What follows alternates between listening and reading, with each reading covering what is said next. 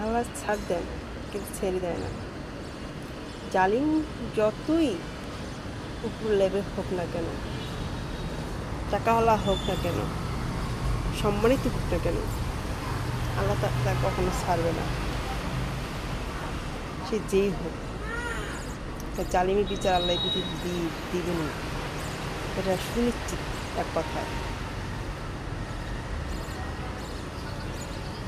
মানুষের ক্ষতি করে কে কখন পার হতে পারে না, আজ হোক কাল হোক, এটা পেতেই হবে,